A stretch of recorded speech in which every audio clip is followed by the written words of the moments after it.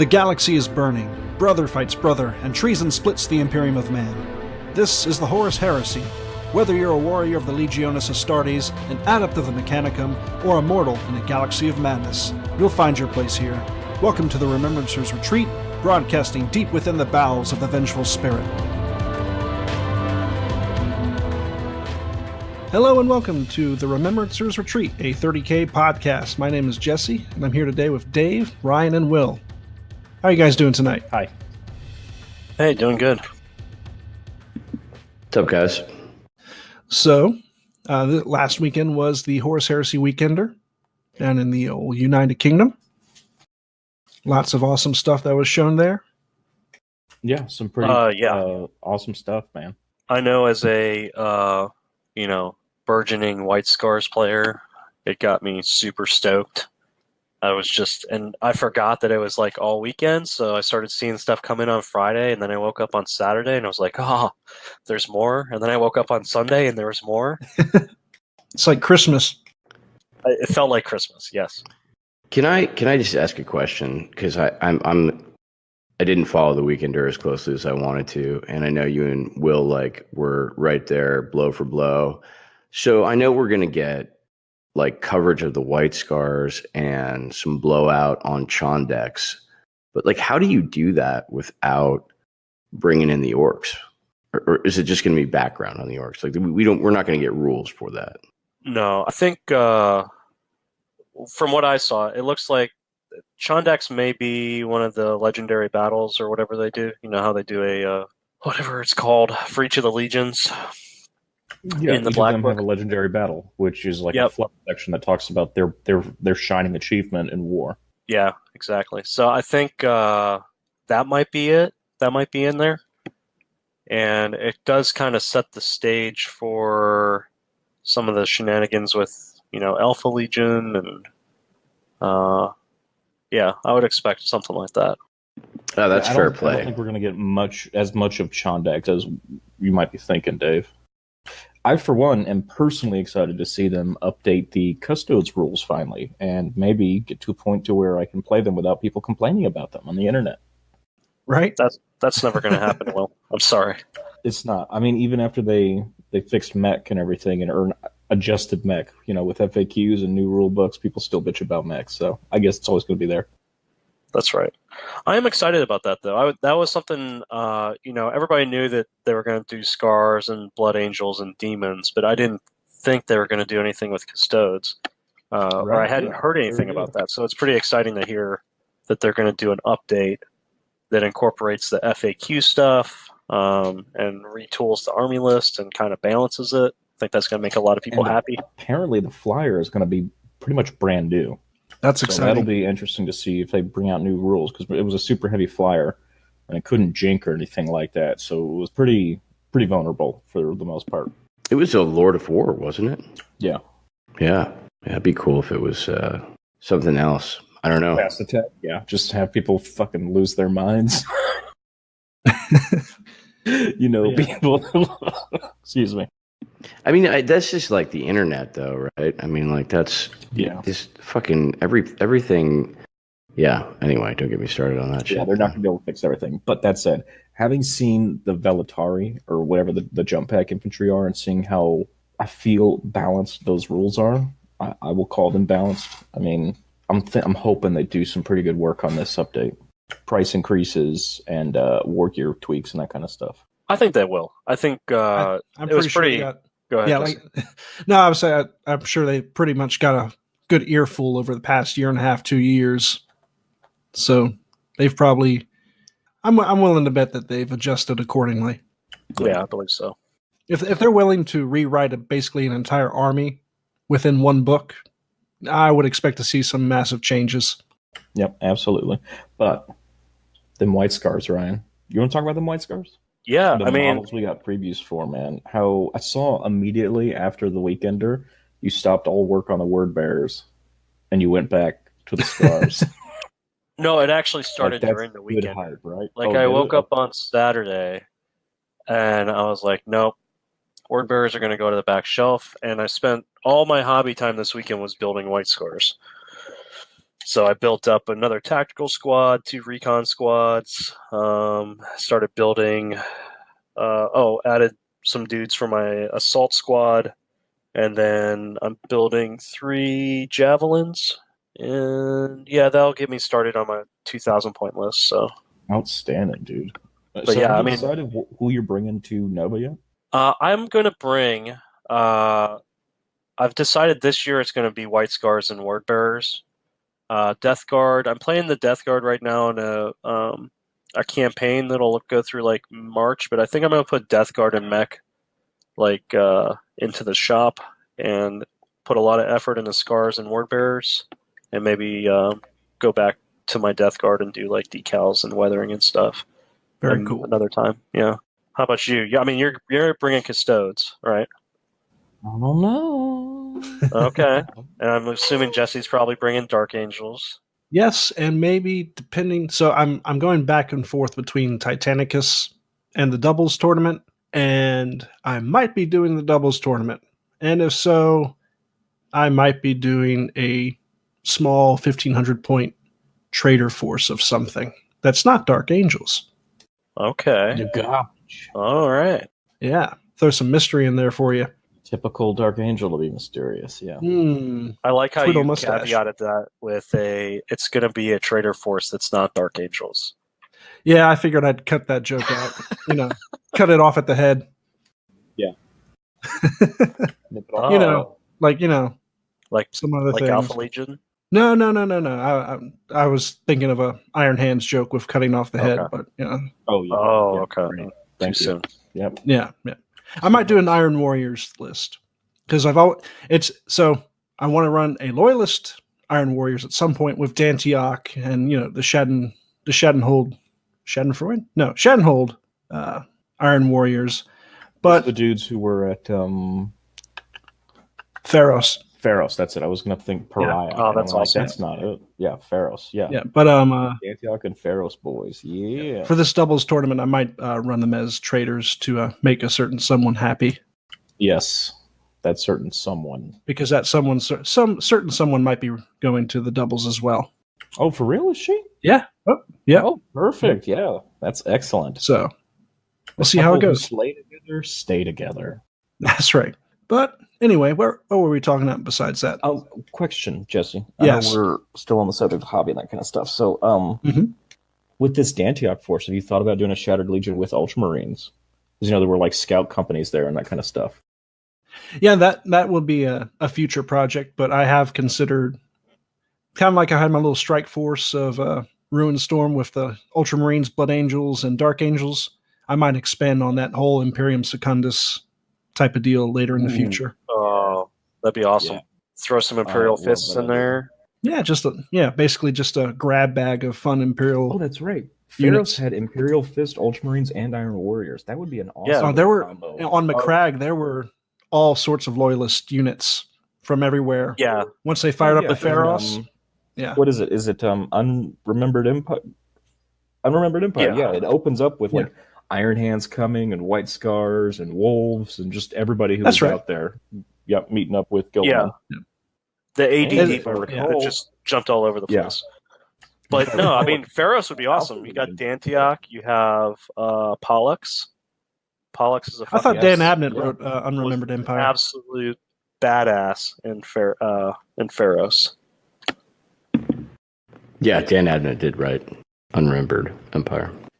Yeah, it was just a Oh, little. no, he said little much. ADD as in like. Oh, I'm sorry. Oh, I'm Yes. sorry. Yeah. No, ADD. I thought you as said in it ADD. jumped everywhere. Like Gotcha, there's so much gotcha. shit going on in Unremembered Empire.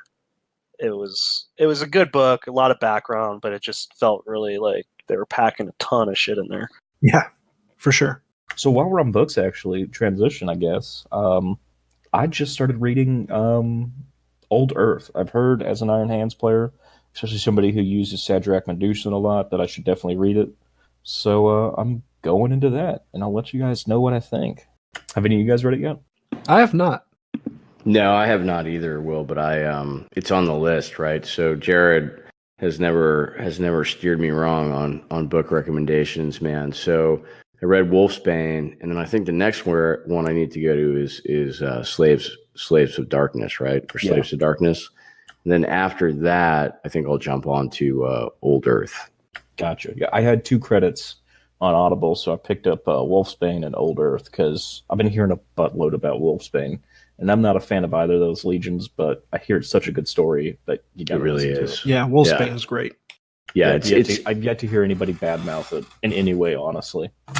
I asked Jared, I was like, this was my preface, right? I was like, what do I need to read to get up to the Solar War, right? So I want to make sure that I'm like current when we go into, and so it's Praetorian of Dorne, it's Wolfsbane, it's Slaves to Darkness, and then I don't know if you'd count Old Earth in there. I'm not really sure where that fits in. It's just how the salamanders get to Terra, I think. Yeah. Okay. So, but yeah, I'm fucking ready, man. Yeah. It's next year. Yeah. I still can't wrap my head around the fact that the last book is almost here for the Horus Heresy series. Yeah, it's going to be awesome, man. I'm excited. Which is crazy. Can we just can we jump back real quick to the Weekender, right? So I didn't dive in as much as I wanted to, but the one thing that came out of the Weekender, which has absolutely fucking blown my mind, is apparently Forge World said they're 1/3 of the way done with the Horus Heresy, right? Yeah, for the Black Books. And so I'm like, I fucking read that, and I'm like counting on my fingers. I'm like, wait, we have eight black books. Are you telling me I'm going to get 24 black books? Like, there's no way, right? Better get a reinforced bookcase is all I can tell you. But they did say they were going to soft cover on some of those, which would make sense if they're going to for the ones that are out of print. Well, that's the thing. They've been having issues keeping these in print because of the quality and everything. So if they're going to keep pushing them out, going to soft cover is kind of a good idea. I just thought that was really cool. I was definitely, I think, of the opinion that we were going to get maybe one more black book, and then they were going to, put a bow on it. But 10. but maybe 10. And then the other thing I heard, I think I read it on Age of Darkness, their webpage or their Facebook post, was Forge World no longer has to write rules for any model in 8th edition, right? Yep. So that's relieved them of all that duty, huh? Yeah, so that's a huge time suck and a huge burden that's just off their plate. And it also means they're just not focused on that, right? Which is huge. It means they're focused on the Horus Heresy, right? And then the other specialist games. So I think that is a very good sign for those of us that, aren't, diehard. Yeah. Heresy Exciting fans. times ahead. Yeah, man. Like, I know if you go on Facebook, the Age of Darkness podcast has this write-up that's amazing write-up. Yeah, it's like Age of Darkness, guys. It's like 100 paragraphs long. I won't read it here, but if you we have it shared on our Facebook page, and of course the Age of Darkness podcast has it. Go in there and read it, and if you're not a believer that the Horus Heresy is seeing its resurrection, then I don't know what to tell you. But we've barely scratched the surface again. It's super exciting. Yeah, that's I got another decade of gaming in, man. Right? Right. Fuck, man. It's great. I'm going to be able to play with all my old guys. I don't have to worry about, trying to port over into 8th. I don't have to worry about weird size comparisons, and that's fucking glorious, man. It's glorious. Well, let's not get ahead of yourself here, Dave. You really are wish listing a lot, man. I mean, they still could go over to 8th or their own version of 8th. They're true. Still not saying 16 books from now, who knows what edition of Age of Darkness we're going to be on. No, I really They're read not going to be on Age of Darkness 1. Yeah. I mean, but let's hope, my man. Yeah. I know. With this broken game system. Yeah. This broken and terrible game system. Oh, Will. Jesus Christ. I didn't realize how much at the doubles event, I just kept harassing them. Every time I lost a unit, I'd just be like, this fucking game is such garbage. God, this is such a broken system. Just blaming the system for all my poor mistakes. Will was being super negative. Yeah, that was his partner. I was like, Will, come on, man. You're hurting me here. Oh man. Yeah, I did play in the doubles. It was a lot of fun. No, I mean it's Nice. always great to play. You know, when He ended up playing with me. That's why I was complaining the whole time. Yeah, I was like, God damn it, Jesse and your knights just stomp on my robot's dead. Goddamn Legion. Yeah, no, I'll never fight Dark Angels again with mech. Never. No, thank you. Wait, we're talking about two different things. I heard Yeah, doubles, and I thought you were talking about Oh, Nova. no, My I bad. was talking about the doubles event that we had just recently. Yeah, no. I didn't play against you there. No. But I'm saying I will never play against E or Dark Angels ever again, so long as they wield Tyrannic Greatswords. They are nice. Dude, I am so psyched for next year. I'm gonna say I'm thinking I might make the trek next year. If they have a Heresy Weekender next year, I might go. Right? I might as well do it. They've already given us previews to Book 9. Yeah. No? Yeah. That was Although the other thing. I am looking forward to. Yeah. Isn't I'm there looking a forward to mini seeing- book coming out that talks about the Xenocide? The Rangdang Xenocide? Yeah. There's a little paragraph in there for the Book 9 stuff. I mean, I thought that was great, and I love they're going to do the Thramis Crusade, which I'm totally about because I love me some Night Lords, Dark Angels action, Dark Mech. I think that's going to be the main focus. Yeah, and rules on how to play the Thramis Crusade, which might be a whole like campaign system. That would be fantastic. Yeah, like an update to their Book 4 campaign system, right? That'd be great. Or are you thinking more like their Book 7 campaign system, where it's like a mini campaign that you can play through if you have those legions?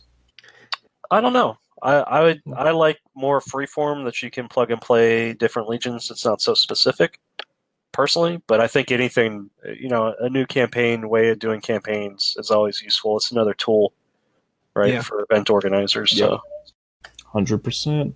Yep. So also this weekender, we saw the revival of Mark II power armor on some Praetors. Yep, and there was word that, they're looking at new plastic kits. So who's willing to bet that we'll see the resurrection of Mark II in plastic? I give it, maybe 70-30 on that. 70-30? Yeah. I'm thinking there's a 30% chance we will see it. What year are we talking? How far in the future are we talking, Jesse? Well, they did not put a timeline on, so probably within 2 years. Ooh. All right. So I did not get that. I thought they said they were going to work with their existing range, right? Like air quotes. I did not read that they were getting a new plastic kit or a box set or whatever. Was that did I miss something? I'd have to dig it up somewhere. There's so much stuff that came out. There was some talk about that. I mean, here's the thing. Every time they drop a box set, their sales go through the roof, right? And if they really are going to keep Heresy going for, all these books that they're talking about, it does kind of make sense from a strategy perspective that every couple years they drop something like a new box set where people can get a huge rush of, Mark II, Mark III, Mark IV, whatever, Terminators, like those baseline units, and just get the excitement going. People start new armies. They had with Forge World and, what they did with Betrayal at Calth and Burning of Prospero, those are no longer available. It kind of makes sense that every couple of years they might drop, even if it's a limited edition box set or something that is on sale for a year. Just to kind of like re-energize the community, because every time that drops, people buy 2 or 3 of those. Most people I know that are super into Heresy, you get at least one, right? And you probably get a second one a couple months later. But are the just to play devil's advocate for a second, right? Like are the Tartaros and Cataphracti pattern Terminator box sets out of print now? No, you can still buy. You can still buy them as individual kits. You buy them for $50, right? But there's the heyday of buy them for, when the box set drops and everybody's buying, a squad of 10 dudes for $25. Oh yeah, no, there's no question there's no question that those box sets like helped energize the community for sure. Yeah. No, it's cool, man. I'm just thinking about it from like an accessibility point of view. Like, do you have to buy resin to play Heresy? That's my question, right? It used to be, not anymore. Yeah. I mean, most of my Iron Hands they're about 50-50. All my infantry is plastic. Yeah, only things that are resin are my vehicles, really. And a couple of special characters, like the Mordathan and that kind of stuff. But yeah, we got lots of accessibility. And I think if they do bring out Mark IIs, we are going to see just more accessibility and customization. Like, they're already accessible, right? We already have Mark IV in plastic and Mark III in plastic and all the Terminator variants in plastic. You bring out Mark II, it just gives the customers more variation to add to their existing army or to create whole new ones more in line with the fluff. And they know that we dig fluff. You know what I mean? That's why they make black books and everything like that with all this extra information in there. And also, Jesse, yeah, I think we are going to see more Mark II. I mean, like I said, for the White Scars, Speeder has got Mark II dudes in it, you know? Mm-hmm. By the way, the sickest Speeder in this entire game. Yeah. It is just going to devastate people. I am envious. Got a Carrie's assault cannon mounted to the hull. I was seriously, I laid out all the bits this weekend. I was like, who's got plenty of extra Reaper autocannons? Anybody that's got Tartarus Terminators, because nobody ever uses them. I got those. I got carries. I'm looking at 5 scimitars or javelins that I've got for my White Scars. I'm like, I might need to green stuff some Legion symbols on here and just kit bash it until they come out. Oh, yeah. Shouldn't be too difficult to do. Get some of those little hunter-killer missiles from the tank set, some autocannons, and Cures No, Assault. I don't think it'll be hard. I think, they have a lot of details like they always do with their Legion specifics. Yeah. Because it looks like for the Scars, they're especially on the Contemptor, on the Leviathan, they have that kind of inset metallic where it's like the beaten bronze kind of look, or where the bronze parts go. I just learned the name of it the other day. I had to Google it after watching it. But and they have that on the Speeder, on the Contemptor, on the Leviathan. And I really dig that. That's a really cool look. And then just a few little tassels, a few little, skins and stuff. Not full on Space Wolf, but enough on there for you to tell that it's Scars. Yeah. Yeah, it's very unique. I love all the Scars line.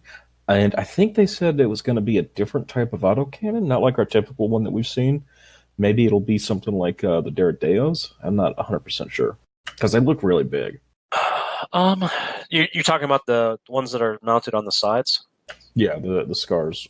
Yeah, I thought I thought it was just Reaper autocannons, but I could be mistaken. And I wasn't paying 100% attention, but it looked very similar to the Reaper cannons from the Tartaros kit. It's just mounted on that pintle that the Javelins have. Mm-hmm. Either way, super unique, super cute, very awesome. But what else? I mean, obviously, we already did a recap on the Weekender, but there's still so much good stuff, right? All Blood Angel stuff. So, yeah, good. Yeah. Cool. I know Will and I did a quick video. If you go on Facebook, we just kind of went through all the stuff on Saturday, all the releases, gave an overview. So if you want to check that out, see two dudes staring at a computer screen. Yeah. Reading stuff that's been printed out and copied by other people. Yep. More than welcome to. Check it out, guys. Super cool. Had my first game of Titanicus. Oh, yeah. How was that, Jesse? Tell me about that. It was a lot of fun. So Will came over when we did our little live stream on Facebook and brought his Grandmaster Edition with a Warlord and 3 Titans apiece and took me through my first game, and I am hooked. Yeah. So Jesse and I went into this, and we were like, let's just use the Grandmaster. We had 2 big pieces of line of sight blocking terrain, and then 2 smaller pieces of terrain, and then 2 very small pieces of terrain, right? So we kind of made it look as even as possible. And we just went through the basic rules of how to play, got them through the stages and everything like that. But yeah, Jesse fucking played well. Well, got lucky with the rolls, too. Didn't awaken any machine spirits or anything criticals. Like that. Yeah, he kept getting bellicoses, kept only costing 1 heat. He got them, he did an emergency repair for free. which helped bring his shields all the way back up, if I remember. Yep, my knights managed to get a 10-inch charge for that +3 attack sweetness.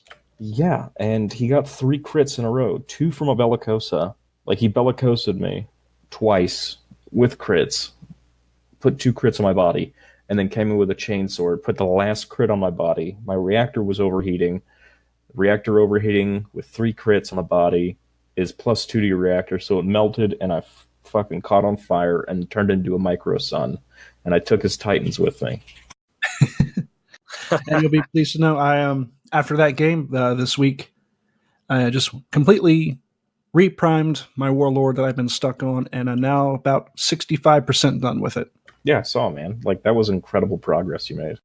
Yeah, Fastest kid alive. So I'm getting there. So then, Jesse, I think what happened was I moved my knights around. So we played it until either one of us was tabled. Yeah. And I blew up your Warlord, but I was like, man, I want to see what happens when your knights get in combat with me. So I tried to dance around a little bit, but with a Warlord, obviously that's pretty difficult. And the knights started attacking me, and came to the point where I had to roll a 10 for catastrophic explosion. And then it was massive. Just everything. It was completely explosion of madness. Yeah. Yeah. It was so. End of the game was complete total annihilation of both parties, mutual destruction.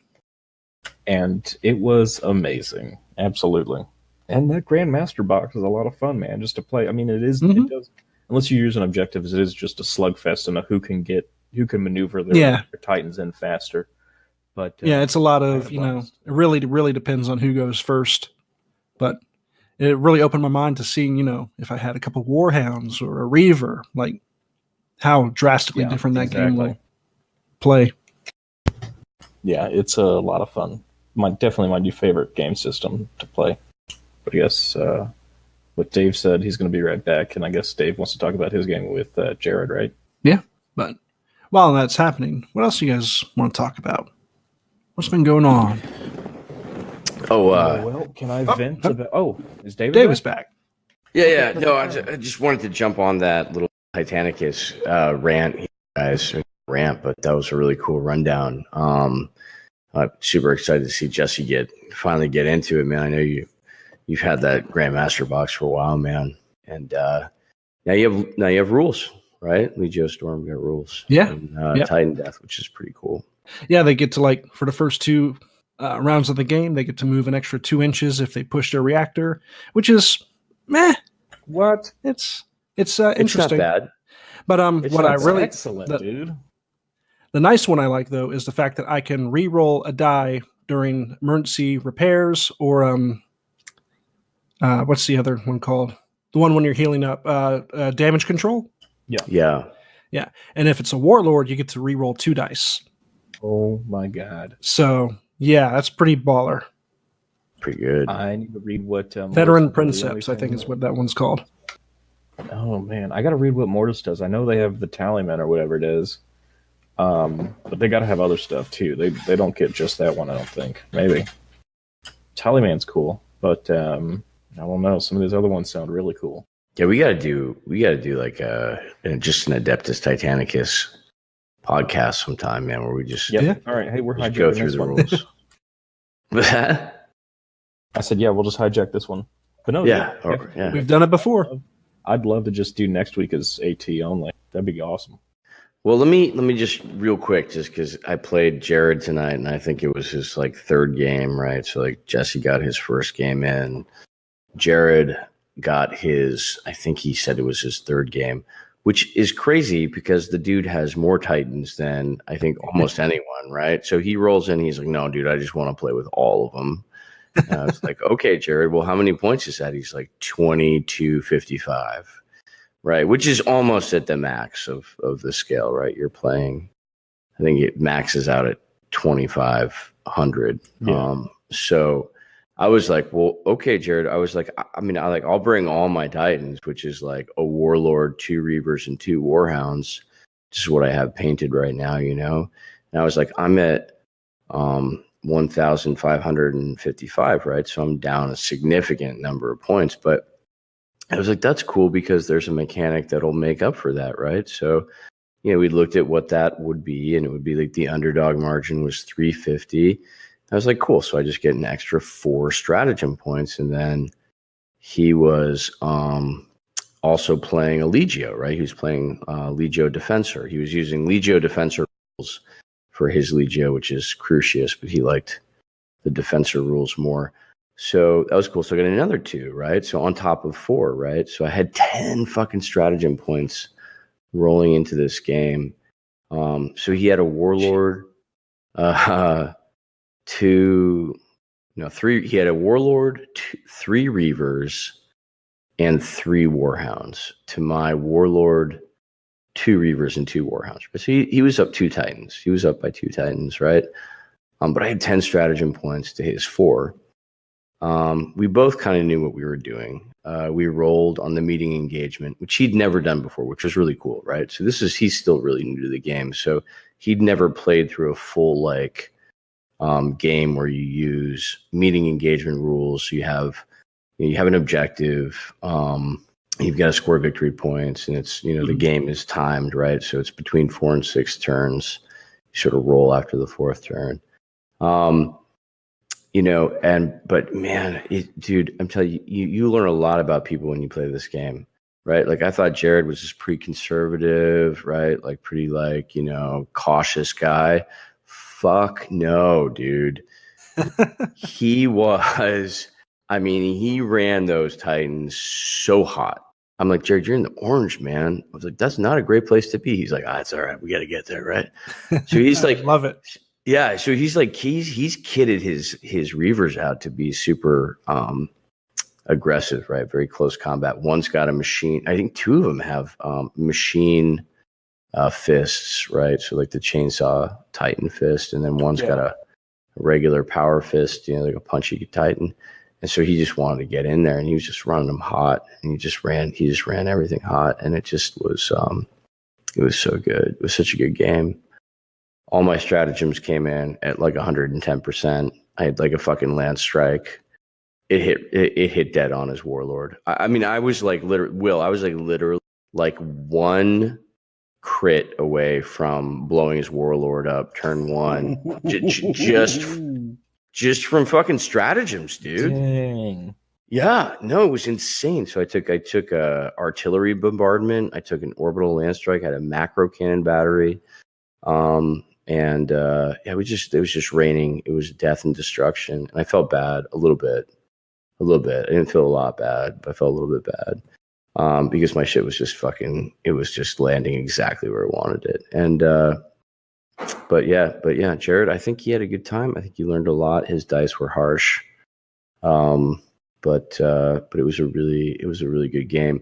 I think the crazy thing about that game, and that I want people to just walk away with, is you can totally play an asymmetric game. You play under points, right? You play under points all day long. You play under 700 points, 800 points, 900 points, whatever, because the stratagem mechanic is so good at balancing the game that it really doesn't matter if the dude you're playing, if he's got 1 or 2 or even 3 more Titans than you, don't worry about it, man. Just play the meeting engagement rules, use stratagems, and the game 100% balances out, in my experience. I don't know if you guys have had similar experiences or not, but that's been my experience. No, points, like you said, have always been in a bracket range, and I just never needs to be exactly on point, and it always feels like a fun game. Yeah, no, I really like that. The only game I've ever played that was symmetrical was with Jesse, and that was a Grandmaster Edition. And those were 2 identically built Titans and Knights. But yeah, other than that, every game has been asymmetrical in some way. Either I've been over points, somebody's been under points, and every game has felt like you don't know just based off points. I feel like in 30K, 28 mil, if you go into a game and you're fighting somebody who has 3,000 points and you have 2,500 points, there's nothing there to give you the advantage. And no, it's a significant advantage. Yeah, that's what. Just listening to you, because I haven't gotten into AT. Do you think having stratagem like effects would make for a fun asymmetric 30K game, Yes. Oh yeah, as long as you Yes. can get the balance right. Yes, 100%. I think that's Okay. one of the things that 8th edition got right. I think one of the things 8th edition got right is bringing in command points and stratagems, both from a flavor, kind of lore standpoint, but also it's a fun way of balancing out sort of asymmetric games. I think I don't know. I haven't played a lot of 8th edition. Well, you've probably played more than I have, but No, you're right. I mean, it Yeah. definitely does that, right? Like, if you go up against somebody who brings a Lord of War detachment and it's got 5 knights in it, they've only got 3 command points, versus you who plays Imperial Guard with a bunch of infantry, and you bring 3 battalion detachments, and you've got 18 command points. Yeah. There's a huge difference, right? yeah, huge. Yeah, huge difference, man. And guess what? A guard battalion costs 165 points for 5 stratagem points, right? Because you need the 3 troops and the 2 HQs to get those 5 command points, versus a knight that needs to have 3 full-size Questoris knights before it gets its 3 stratagem points. So you're paying 162 points versus 1,200 points. Yeah. In 8th edition, they still want you to play at the same points level, right, for their matched, quote unquote, match play. But I think what they're doing in 8th edition is they're basically saying, hey, this is a really it's a very historical, thematic, right, sort of list that perhaps is a bit underpowered, right? But we want you to play it. It's cool. It's narrative, so we'll throw a couple more command points and let you guys play around with those. Whereas in Adeptus Titanicus, it's just like, I feel like the system's just really well balanced, right? It's What I love about Titanicus is just about every single action you choose to make has such a balance of risk versus reward, especially when it comes to your reactors. Like, do I get that extra time, right? 2 inches? Jesse. Do I get that extra? Yep. What about that time where you were like, all right, 1 critical left on his head? Do I roll his called shot? Yep. Do I try to call this shot with? Yeah. It was awesome, dude. Like, the whole risk reward thing is definitely there. You're right, Jesse. Although, I will have to. I went back through. Technically, I couldn't call that shot because it's a blast. Yeah, but it was still fun. Yeah, I know. But it was and it didn't happen. So that's why I said you should have done it. Yeah, that's the nice thing when you play a game without really knowing the rules first, and then you run through it once, get an idea of how the mechanics work. It's so much easier to read a rule book, in my personal opinion. Like once after you play the game, after someone showed me how the basic stuff works, you're like, oh, that's what this means when I do this. This is what this means. Yeah. But it yeah, was a no, blast. Real quick, Ryan, I am putting together a second Legio right now, and it's going to be all Warhounds. So you ever want to come down and play? I'll let you run that one. Sweet, man. It is 5 Warhounds that all stay together and just fucking wreck face. Yeah, nice. I mean, if you bring them to Nova, I'm sure there's going to be AT at Nova. I'd love to get a game or two in there just to learn it. Faux show. Hey, Ryan, speaking of that, when does Nova go up for registration? Is that March? Nova events? I believe. So, let's see. They just did a newsletter. They should be announcing the events probably in the mid-month February newsletter, and I think the web store will go live like the first week of March. If not, I'm just going based off of memory from last year, but I do remember that March of last year is when all the events went on sale, and that's what we've been told because we had to have all our primers like up and ready by mid-January. So they're probably building the cart right now. And it should probably be in the next newsletter. Is AT Adeptus Titanicus not going to be run under the 30K banner? No, it is. Okay, cool. Well, who's doing that? It should be. We put in for it, and I haven't been told no. And we wrote the primer, and we've allocated this because it's basically they said, hey, I mean, we got 32 tables for Horus Heresy to use over the weekend. So we just siphoned off some of our tables for AT, and it's taking up the same footprint. So they don't really care They just need to know from a ticket sales perspective. But it's going to be run by Nate. Perfect. Yep. Okay. And it's going to be on Saturday, same day as Romance, which everybody is bitching about, but whatever. You don't do so much. But yeah, because Only Nate's got but so many running. days, sadly. I know, you only got so many days. Nate's running AT with somebody else out at Adepticon, I believe. And so he's going to port some of those rules over and modify them probably a little bit based on how it goes at AT or at Adepticon.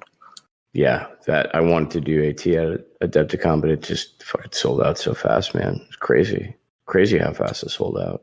Yeah, and it's possible the 40K guys are also doing AT as well. I'm not linked into them at all. Each of the game system groups kind of do their own thing and then centrally go back to NoVA. So it's possible there's going to be more than one AT event this year. I would kind of expect that because there's so much hype about it. But as far as I know, we're the only one that put in for an AT event. Nice, man. Thanks. Oh, yeah, I guess that's something I did. I completely didn't mention this, but I finally finished one of my Warhounds, or Warlords. The Yay. Warhound. Yeah, I finished one of my Legio Mortis Warlords, and her name is Warhound. Because as you just heard, I continuously call her a Warhound, so I went ahead and just named her Canis Bellatoria. Jesus. All right, folks, this has been the Remembrances Retreat, a 30K putt. No, I'm just kidding. Did you really name Warhound? Yeah. I did, 100%. Canis Bellatoria. Oh, all right. Hold on. Here's what else I got. Hold on. You guys got a second.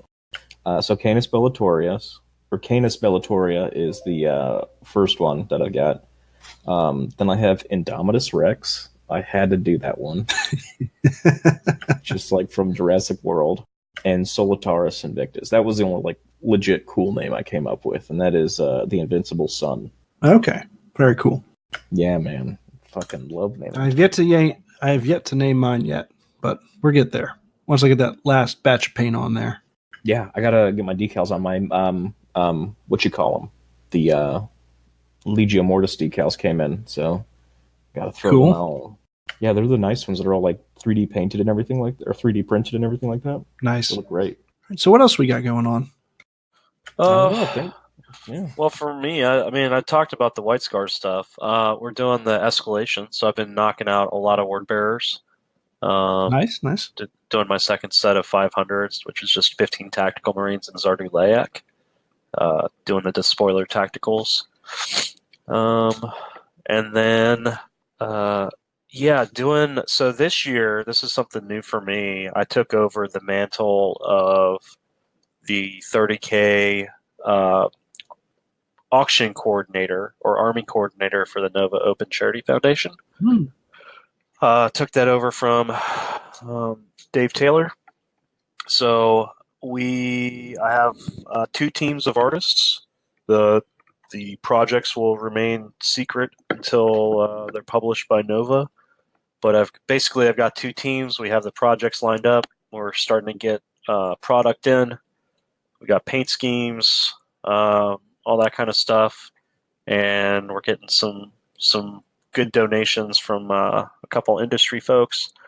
So those projects will be starting here probably in the next 2 or 3 weeks, or shortly after Adepticon. And then those are the armies that will go up for auction for NoVA, where you can buy. Typically, it's $2 a ticket. It's a raffle ticket system, and they'll be on display at NoVA, and they'll pull the winners the last day of NoVA. So I'm pretty excited about that, mostly because I have enough artists where I don't have to actually do any of the painting. Perfect. Just doing coordination stuff. Nice. Yeah, so that's it. That's me. Dude, you are a machine. You have literally taken over, I think, half of NoVA. No. There's so many people. And so it's funny that you mentioned that. So it makes you realize, because Dave Taylor, who we had on the show last year, when I think prior to NoVA, when we were doing all the auctions and everything, I did not realize how much he did for NoVA, because he was the coordinator for all the game systems. Any auction they did for NoVA, he coordinated it all. Man. Wow. So, like, I think he spent like $200 or $300 just in personal time last year coordinating the 30 or 40 auctions that they did over. They did it spring, summer, and fall. So I'm only coordinating for 2 armies. I'm dealing with like 10 people. It's really easy. I can't imagine doing it for, dozens and dozens of people, and then trying to line up product and donations and line up painters to projects. Like that is a thankless job that he did for 4 or 5 years. Wow. So now that job has been sliced up. There's now leads for the different game systems and everything. So there's like 6 or 7 people doing what he did as an individual. So, Damn. That is something that makes NoVA, I think, different than a lot of the other, or maybe all of the other conventions, right? Is that just has this sort of charitable foundation that's attached to it. And I think they give a lot back. And I know they give back to like Doctors Without Borders and a lot of the other, just really kind of like just top tier, man, charitable organizations. And I don't know if any of the other conventions do that. Ryan, do you know? I certainly haven't heard about it. I mean, I'm sure there's probably a charitable element with Adepticon, but I don't know. I don't know. I haven't actually been out to Adepticon or LVO or anything, so that's what I do like about NoVA is that and that's the cool thing. Like all of the profits that they make from ticket sales, beverages, all merchandise, all that kind of stuff. Like once they pay all their expenses for actually securing the site and all of the probably massive amount of money that it takes to run that convention and deal with the overhead of logistics and everything, they reinvest any profits that they have back into charity. So they're not making money off of it, and it's all run pretty much by volunteers. Anybody that's on the board or is involved in any of the, as an EO or as doing charity stuff, it's all volunteer. Which is really cool.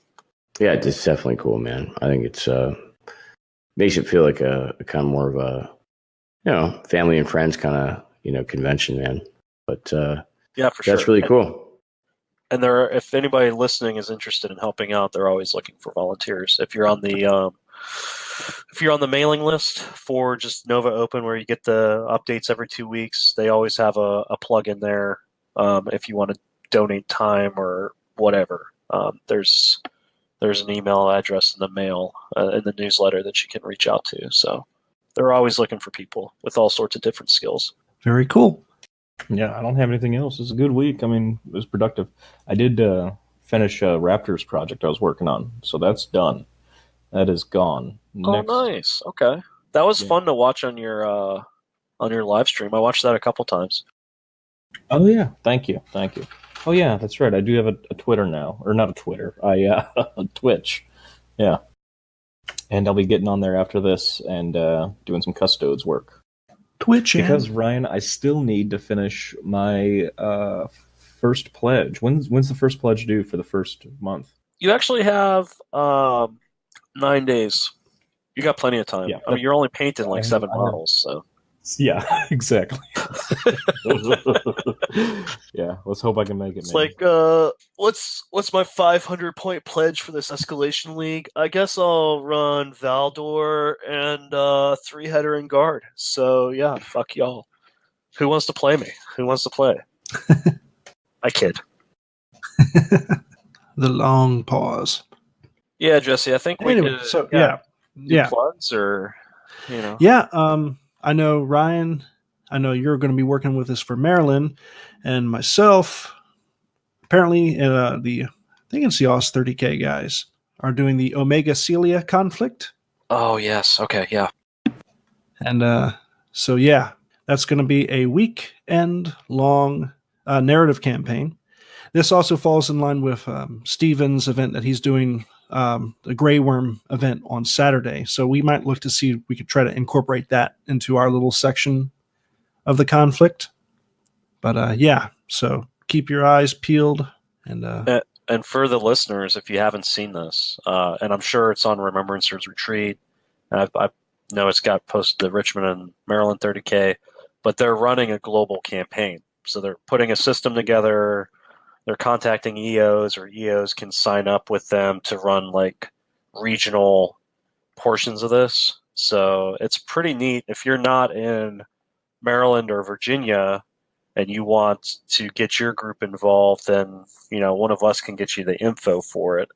But it should be a good time. It's running over 3 days in June, and I love being able to contribute to like global campaigns. And they made it sound like they're going to have some sort of tracker that's relatively real time, where you probably going to post your battle results for a particular sector, and then be able to track that throughout the weekend. Mm-hmm. It's going to be good. Andrew touched on it during our interview on Artificer Unplugged.